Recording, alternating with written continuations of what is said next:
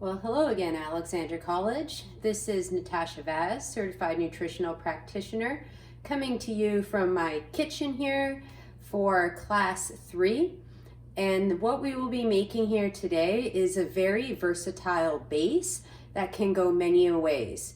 This meal will take you anywhere from 15 minutes, 10 minutes to prepare once you have all your ingredients laid out and ready to go. And so this dish is gluten-free, and it actually uses gnocchi, which is a type of potato dumpling.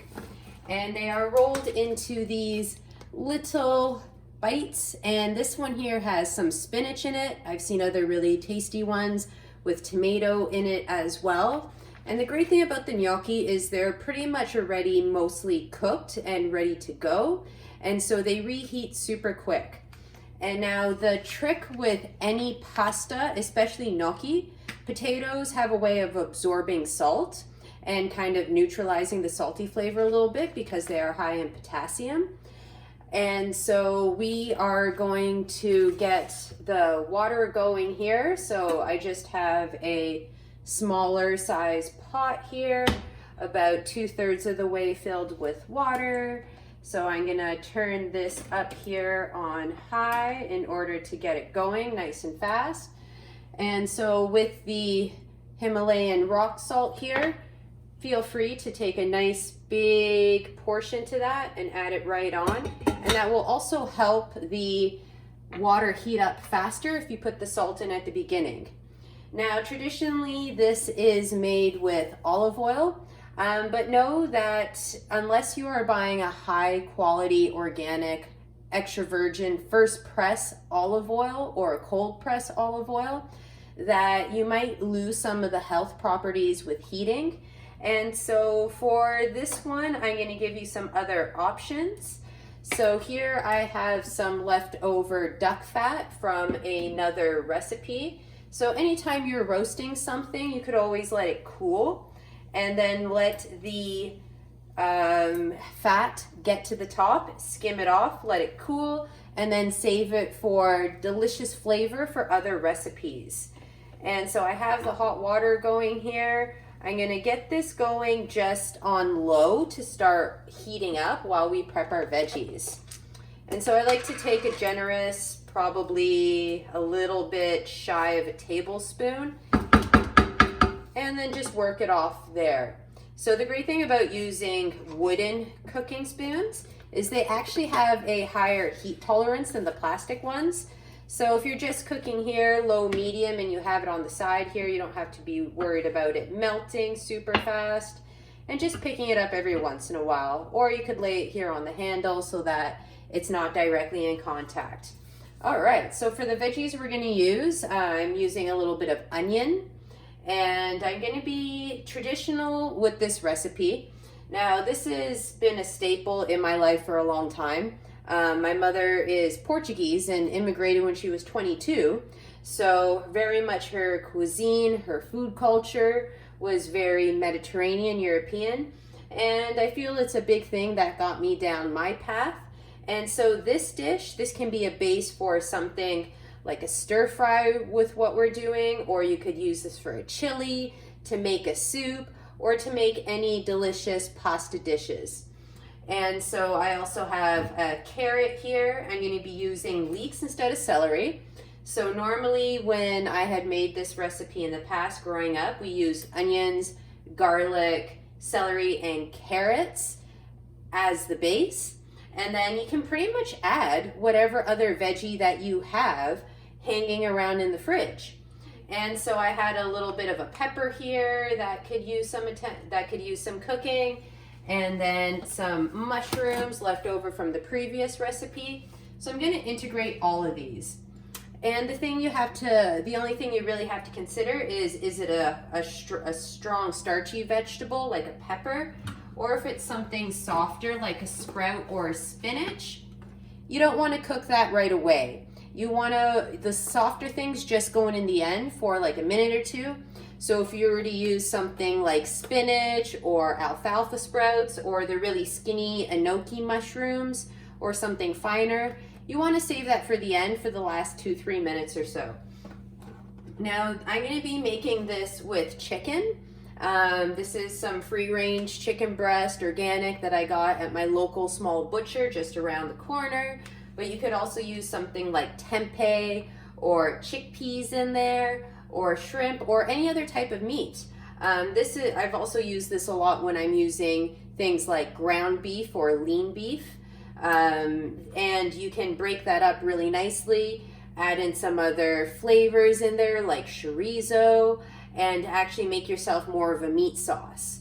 So this one is going to be more of a tomato pasta sauce that will go really nicely over top of the gnocchi. And so for the kitchen equipment, I have my knife, my cutting board, a medium saute pan, a small pot, and then also the cooking spoon. And I'm also going to go for my colander right now, just to have it ready to strain the gnocchi. So this is just a little colander I'm gonna have on the side by the sink.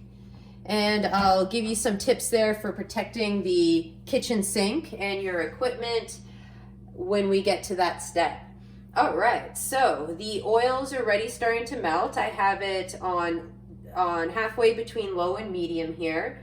And I actually have some onions and some of the leeks already cut here. And so the leeks are about this size, and you're gonna wanna cut all your other vegetables to a similar size. So the idea behind that is if they have a similar surface area and texture, they're all gonna cook at a similar time. So these are the starchiest, followed by the carrot. So I'm gonna get these guys going now since they're all ready. And now that food is starting to hit the pan, let's turn this up to a medium. And while that is warming up, I'm gonna spread it out a little bit.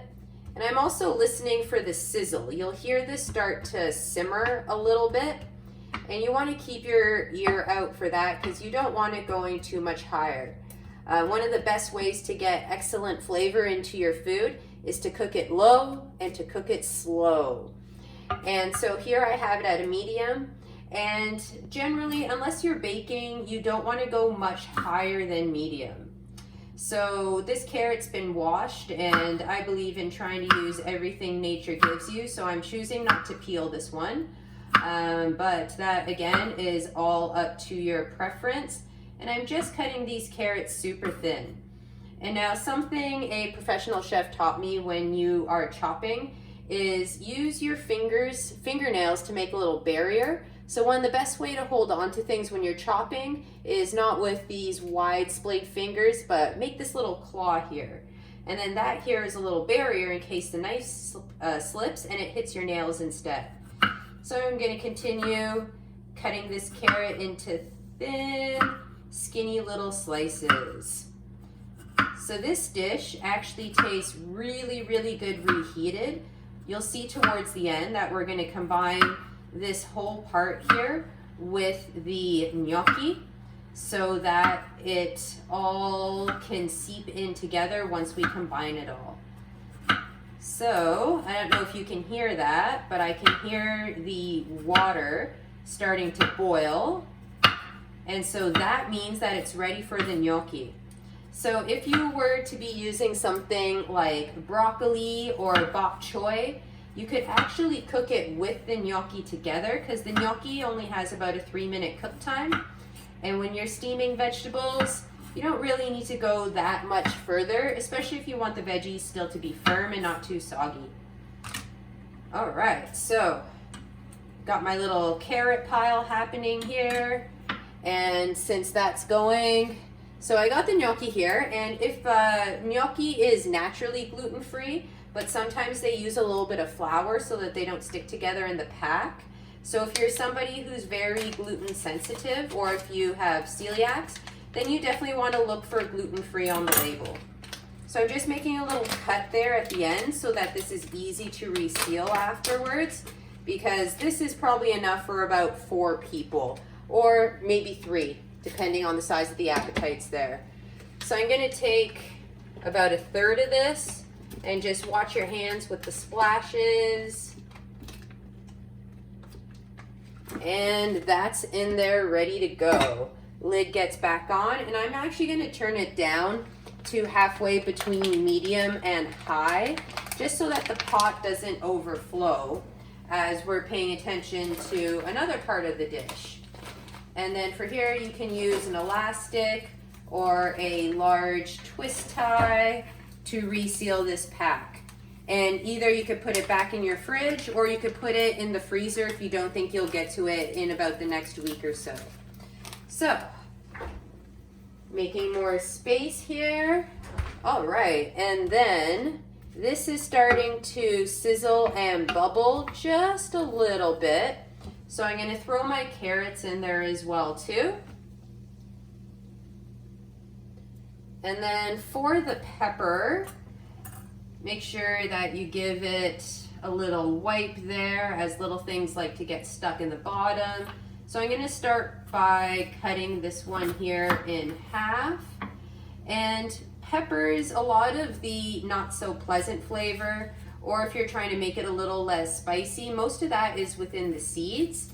And so if you go and you cut off the top, most of the seeds are attached to it right there. So I'm trying to make this a similar size to the other stuff I have in the pan. And just as I'm chopping, giving it a little bit of a stir here so things cook more evenly. And this is already turning into a really colorful dish. Now this time of year, you can get tricolor carrots really easily. Purple carrots are also yellow on the inside. And will make for a delicious, colorful dish. And another interesting thing to note is that the different colors in foods represent different vitamins, minerals, and antioxidants. So a good rule of thumb can be to try and eat the rainbow. Eat as much colorful food as you can. In my over 11 years experience as a nutritionist, I find here in North America we tend towards a very beige diet. Bread, grains, sugar, milk, dairy, and that only represents a small class of vitamins and minerals. So for more health, eat the rainbow. All right, so the peppers are about yay size, and they're gonna go right in there.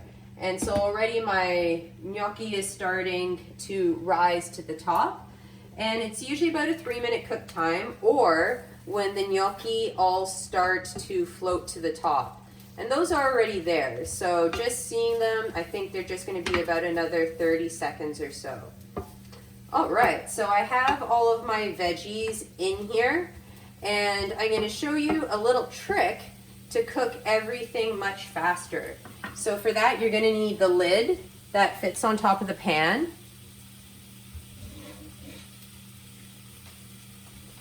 And then you're just going to add a teeny tiny splash of water. So that's going to create steam, and then when you put the lid on, that seals it all in so that you could cook the veggies from the top and the bottom at the same time.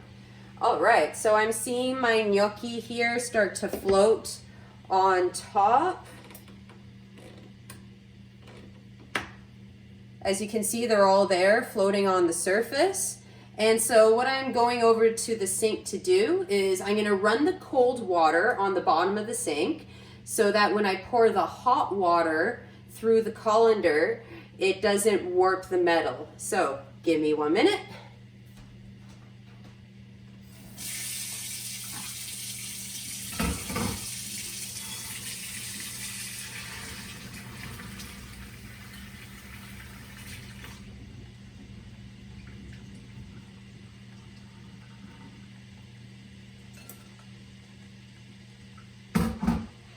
All right, so the gnocchi there, they're all puffed up, and I put it back in the pot so that we can mix it all up later.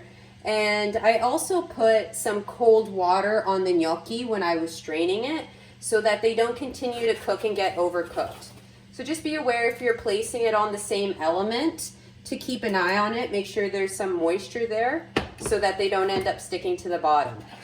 So I'm placing this just away from that element still on the stove. So the next thing to get going here is going to be the chicken. And I'm just going to clear the rest of these veggies aside so that I'm not worrying about cross-contamination from chicken with the veggies. Gonna grab a little bit of hot sauce while I'm here in my fridge. So this is piri piri, and it's kind of like the Portuguese version of Tabasco. It's our pretty much national hot sauce.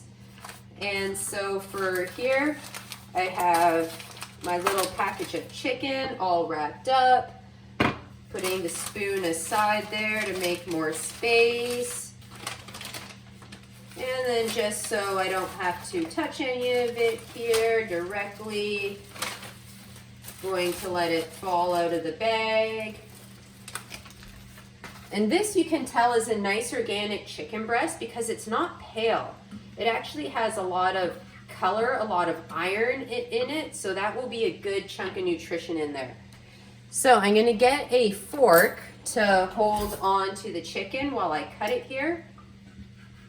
And then again, you're going for skinnier slices with it so that it cooks relatively fast. So that's about one slice there. It's close to the size of the leeks and the onions and peppers and the carrots that we had before. And now that I'm getting to a thicker part of the chicken and I still want the pieces to be the same size, I'm gonna cut it down the middle and then go back to cutting it across. And before I get to the rest of that, I'm just gonna check on my veggies here. So you saw some of that steam come up. Give it all a little stir here. And what you're looking for is you're looking at the onions and you wanna see if they're starting to go clear. And these ones are. So I know that I wanna get my chicken in there soon. So we'll return to this. And also if you have some bone broth lying around, you could also add it instead of the plain water to get a little bit of extra flavor. I didn't use the broth to cook the gnocchi because you do end up having to pour most of it out. But if you're making something like cauliflower rice or regular rice that has been sprouted properly, we'll talk about that down the road, you can definitely use the bone broth to add more flavor, vitamins, and nutrition to an otherwise pretty plain vegetable or grain to start with. And so we're almost done here, chopping up the chicken. Last big chunk there. And another important thing to know whenever you're cooking a protein, you want to have something acidic, and that helps tenderize the meat and make it juicy. So some options for tenderizing are things like apple cider vinegar, which has a lovely flavor. You could use most vinegars, you just don't want to use balsamic because that is actually mostly sugar. So the acidifying agent today is going to be our tomato sauce. So I actually got this at a local farmer's market and the tomato season just finished. So we will have a big batch of fresh sauce coming out now. So I'm just gonna chop up these mushrooms real quickly that were cleaned from a previous recipe.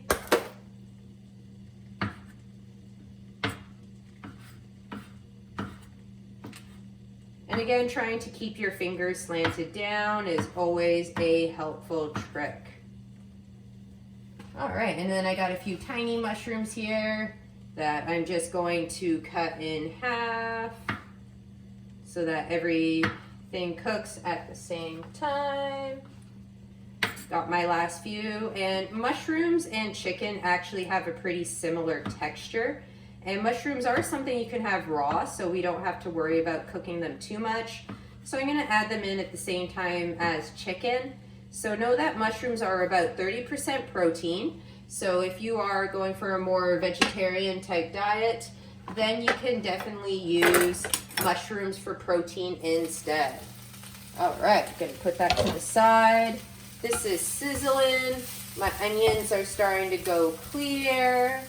So I'm gonna throw in my proteins here.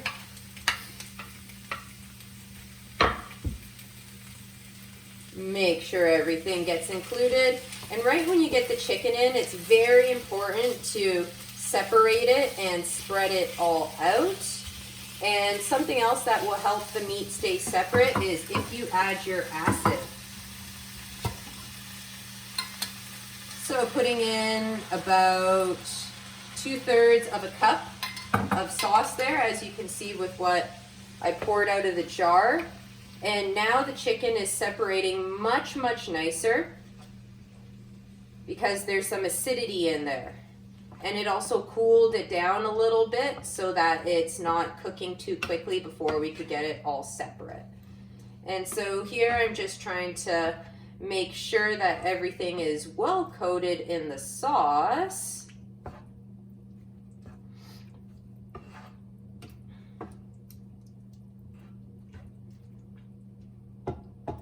Super, super colorful here, full of protein, healthy fats, fiber, vitamins, minerals, good long-lasting carbohydrates. And so I was just breaking up some mushroom there that was sticking together a little bit more. And if you haven't already, you can season this with some salt and pepper. I'm going to actually try adding a little bit of namu shoyu here so I could get the salt with a little bit more flavor. And just roughly spreading it throughout the dish there. I'm gonna add about the same amount of my hot sauce, which is also a pepper. So these are other versions of liquid flavor salt and pepper. So I believe I have an open one here. Gonna go for that one instead. And put a few splashes evenly distributed here on your dish. And then I'm gonna give that all a little stir. Make sure we're still on medium. And then the lid goes right back on. All right, that's at medium, and we're gonna give that a couple of minutes there to everything cook all together. And now here's your little chance to do a little bit of cleaning while you wait for your food to cook. Making it a little easy to sit and enjoy your meal. So for the pepper, I'm just going to put this guy in a little jar and put it cut side down so that it doesn't dry out.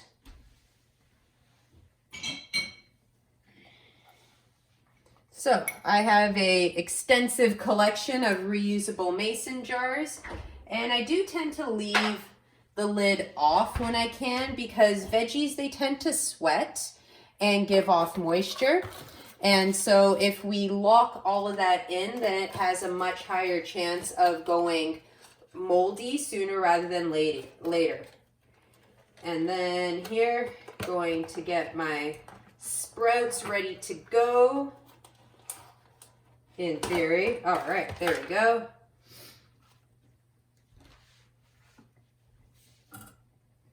And I'm not too sure if you can hear it, but the veggie medley is already starting to simmer and boil. So chicken doesn't take too long at all to cook. And for here, I'm gonna give it a little stir about halfway. And with using the lid trick, if you find that your dish is drying out a little bit, then you can leave the lid on. If you want a thicker sauce, then you can leave the lid off and stir to evaporate some of the moisture and actually make a thicker sauce. And so this here is already simmering nicely. I think it's just going to take another minute or two. So in about another 30 seconds, I'm going to add the sprouts on top. And so I'm not trying to really cook the sprouts. I'm just trying to wilt them a little bit so that they have a texture that mixes better with the other ingredients. Something else that could be really nice in this dish is some chopped up olives as well too, that you can add towards the end. And so I'm going to chop up a few here on the side. And since I used I had chicken on that cutting board. I'm gonna grab a fresh one since I'm now working with veggies. And getting a fresh knife.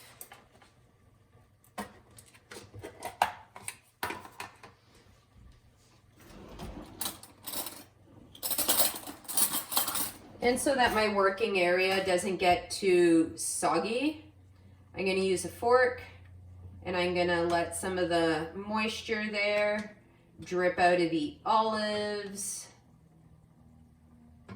I'm gonna use about 6 for, well, let's call it 7 for a recipe of this size.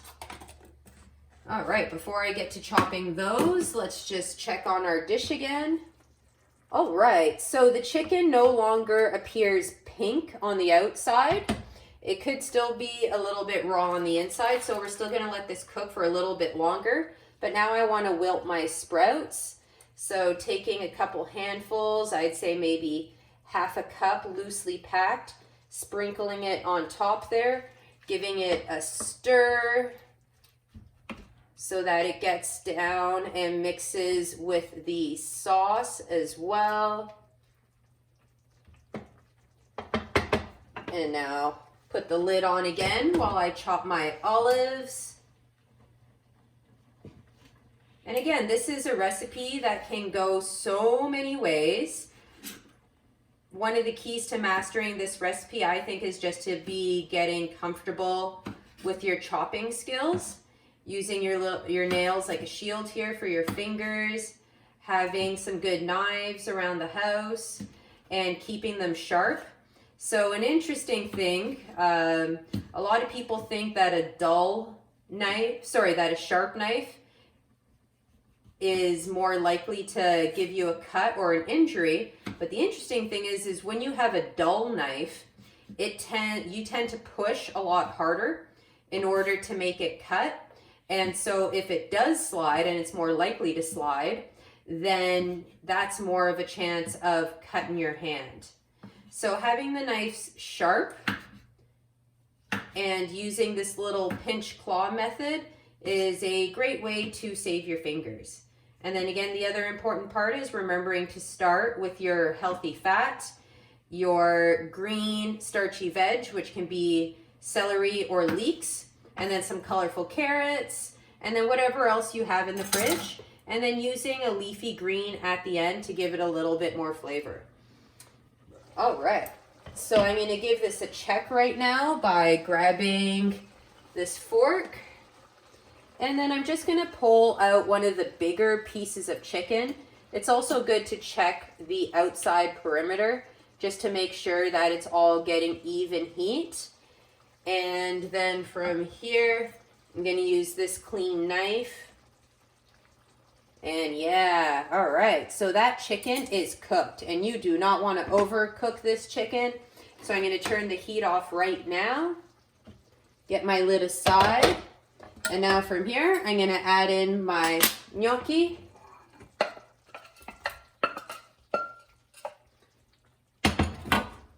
Throw in my olives.